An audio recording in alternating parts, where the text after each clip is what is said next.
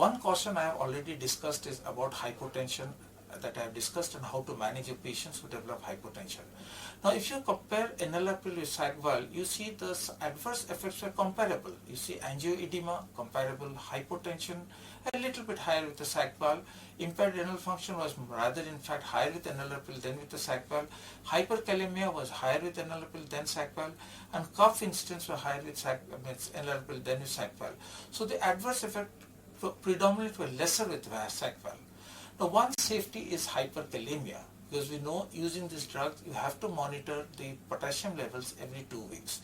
The risk of hyperkalemia associated with the use of MRAs, where it has been shown was very high, was lower among those treated with ARNI than those treated with enalapril. So these two graphs clearly show that there is a less incidence of serum potassium level increase and less incidence of severe hyperkalemia. So the use of ARNI in preference to ACEI may enhance the ability to use MRA safely, allowing patients to reap the incremental benefit of both the drugs. It is better to compare a sac-valve with the MRA rather than to combine a sac-valve, AC inhibitor with the MRA. So now we know that MRA is also beneficial for the heart failure patients.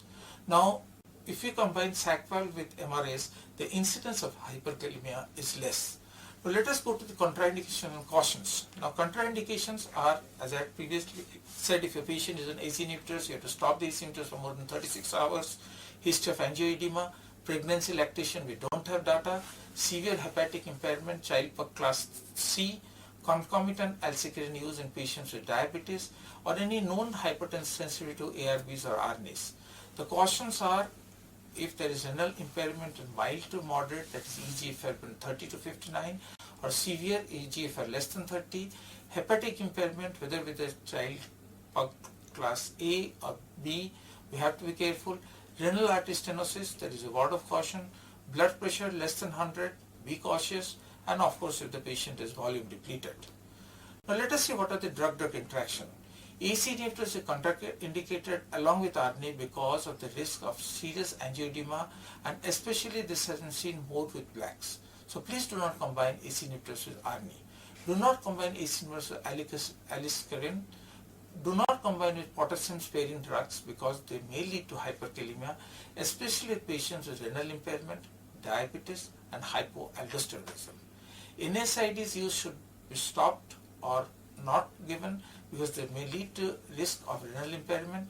Lithium increases because ARNI increases the lithium toxicity. So if you have a psychiatric patients that are on lithium, try not to start them because lithium toxicity may be increasing.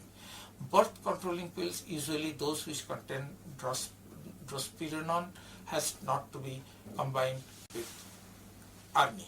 So these are the basic cautions and contraindications that one should remember while using this drug.